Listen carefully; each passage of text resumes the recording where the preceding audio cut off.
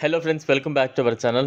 ఎన్నిసార్లు భారత్ చెబుతున్నా పాక్ మిత్రదేశం టర్కీ తన బుద్ధి పోనించుకోవడం లేదు. తాజాగా దేశ అధ్యక్షుడు తయ్యిప్ ఎర్డోగాన్ మరోసారి జమ్మూ కాశ్మీర్ అంశాన్ని ఐక్యరాజ్య సమితిలో లేవనెత్తారు.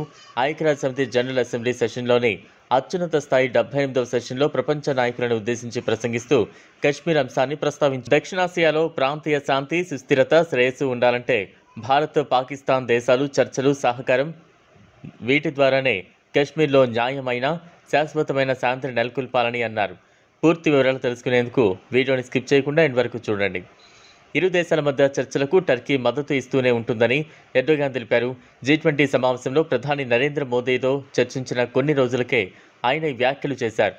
ఐక్యరాజ్య సమితి భద్రతా మండలిలో భారత పాత్ర పోషించడం గర్వించదగ్గ విషయమని ఎర్డోగాన్ అన్నారు. భద్రతా మండలిలో 5 శాశ్వత సభ్య దేశాలతో పాటు 15 తాత్కాలిక సభ్య దేశాలను శాశ్వత సభ్య దేశాలుగా చేయాలని ఆయన డిమాండ్ చేశారు.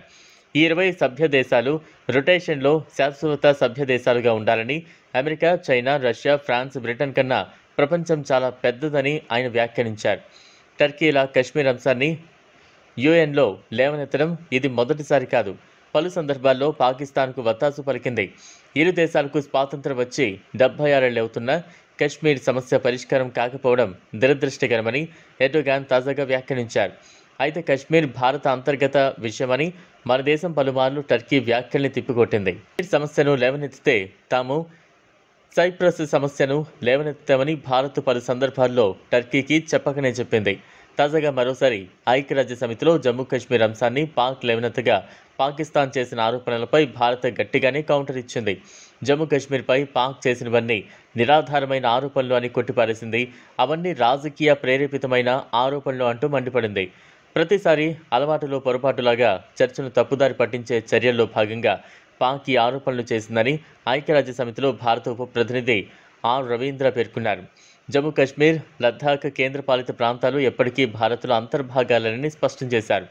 పాక్లో చిన్నపిల్లలపై జరుగుతున్న అకృత్యాల నుంచి ప్రపంచ దేశాల దృష్టిని మరల్చేందుకే ఆ దేశం ఇలాంటి అనవసర చర్చను చేస్తోందని మండిపడ్డారు. ఇది ఫ్రెండ్స్ ఇవాళ వీడియో. ఈ టాపిక్పై మీ అభిప్రాయం కామెంట్ బాక్స్లో కామెంట్ చేయండి. ఈ వీడియో కనుక మీకు నచ్చినట్లయితే లైక్ చేయండి, షేర్ చేయండి. లేటెస్ట్ అప్డేట్స్ కోసం ఛానల్ను సబ్స్క్రైబ్ చేసుకోండి. Thanks for watching.